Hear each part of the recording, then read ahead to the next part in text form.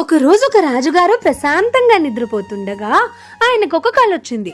ఆ కలలో ఆయన పళ్ళన్నీ ఊడిపోయి ఆయన ఒక్క పన్నుతో మాత్రమే ఉన్నట్టు ఆయనకి కలొచ్చింది. ఇక ఆయన పొద్దున్న లేవగానే ఆయన రాజ్యంలో కలల గురించి బాగా చదివిన పండితుణ్ణి పిలిచి కల మొత్తం వివరిస్తారు.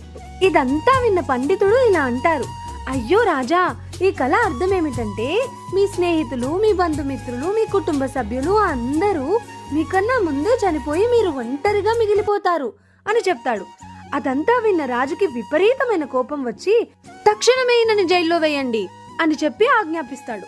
ఆ తర్వాత కాసేపటికి రాజు మళ్ళీ ఇంకొక పండితుణ్ణి పిలుస్తారు. పిలిచి ఆయనకి కూడా కళ మొత్తం వివరంగా ఎక్స్ప్లెయిన్ చేస్తారు.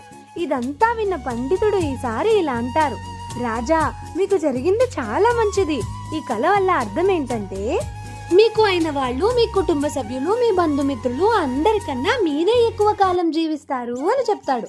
దాంతో రాజుగారు సంతోషపడిపోయి అతనికి బోల్డంత బంగారం కానుకగా ఇస్తారు. దీన్ని బట్టి మీకేమర్థమైంది? ఇక్కడ ఇద్దరూ చెప్పింది ఒకటే, ఇద్దరూ చెప్పాలనుకున్నది నిజమే. కానీ వాళ్ళు చూస్ చేసుకున్న పదాలు, వాళ్ళు చెప్పే విధానం వల్ల ఒకరు శిక్షించబడితే ఇంకొకళ్ళు బహుకరించబడ్డారు. లైఫ్ లో కూడా అంతే. ఒక్కొక్కసారి మన మనసులో ఎటువంటి చెడు ఉద్దేశం లేకపోయినా మనం చెప్పే మాటల వల్ల, విధానం వల్ల మనల్ని చెడుగా అనుకుంటారు. కాబట్టి choice of words is very important. నువ్వు ఎలా చెప్పావు, ఏ విధంగా చెప్పావు అనేదే ఆఖరిగా చూస్తారు. ఫైనల్ గా ఏంటంటే words will either make you hero or zero. So ఎప్పుడైనా మాట్లాడాలంటే 2-3 సార్లు ఆలోచించుకుని కరెక్ట్ గా మాట్లాడితే మనకి మంచిది, ఎదుటి వాళ్ళకి మంచిది.